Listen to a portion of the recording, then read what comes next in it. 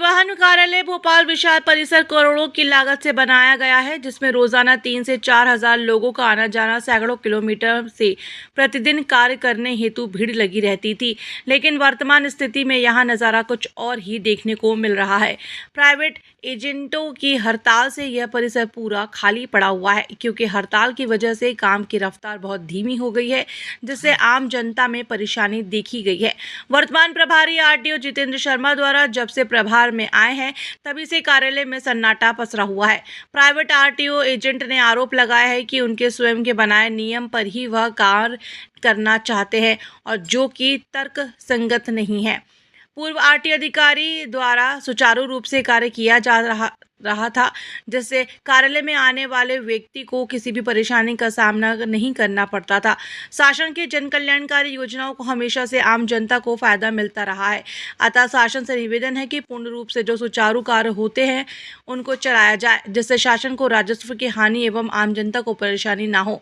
RTO agent की मांग है कि नियमों में परिवर्तन किया जाए या फिर वर्तमान आरटीओ अधिकारी का ट्रांसफर कहीं और किया जाए। आरटीओ अधिकारी जितेंद्र शर्मा का कहना है कि पूर्ण रूप से काम सुचारू रूप से चल रहा है। वहीं प्राइवेट एजेंटों ने आरोप लगाया है कि सरकार को लाखों रुपए का नुकसान हो रहा है और काम नहीं हो पा रहा।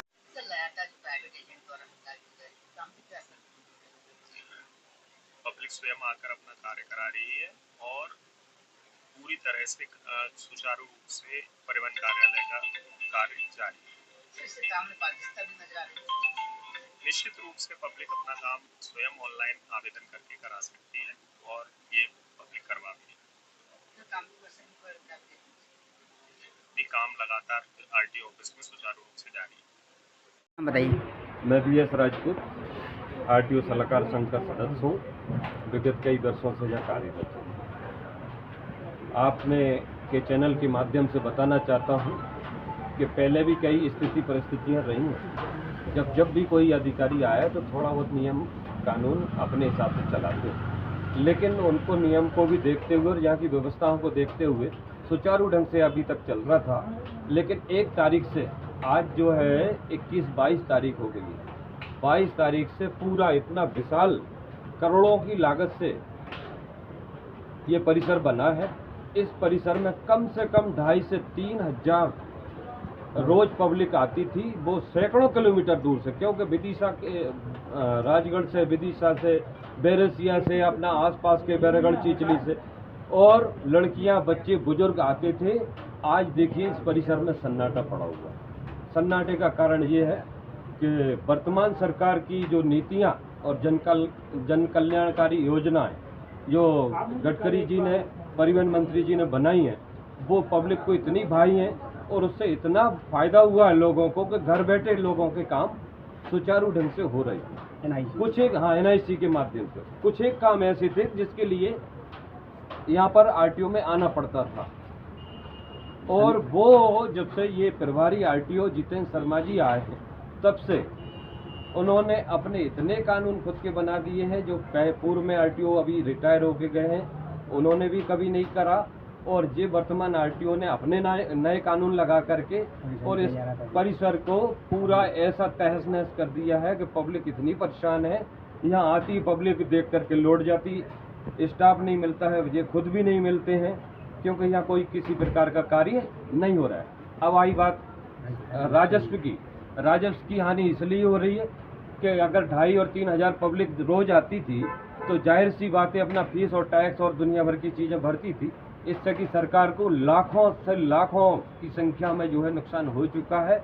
और अगर इनका रवैया यही रहता है, हालांकि हमने हमारे क्षेत्रीय विधायक, परिवहन मंत्री जी, ट्रांसपोर्ट कमिश्नर जी और भी अन्य विधायकों को हमने सूचना के माध्यम से सोशल मीडिया से और ज्ञापन दे करके आए हैं।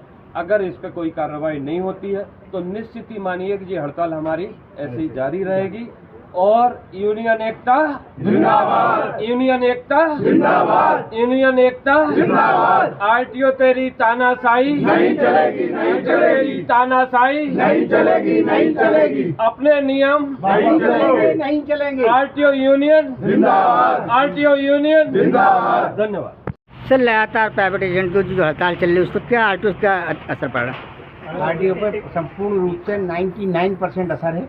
पहली बात आरटीओ में कोई कार्य नहीं हो रहा है किसी भी प्रकार का, MMTO हो रहा है ना, रजिस्ट्रेशन हो रहा है ना, कुछ भी हो रहा है।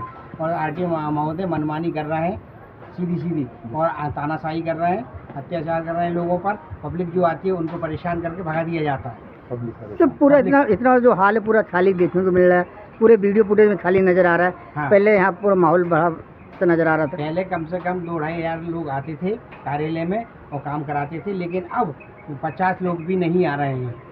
सर इससे सरकार को ये क्या स्थिति नुकसान है। हो रहा है? जी, सरकार को क्या नुकसान हो रहा है? सरकार को कम से कम 50% से 90% नुकसान हो रहा है।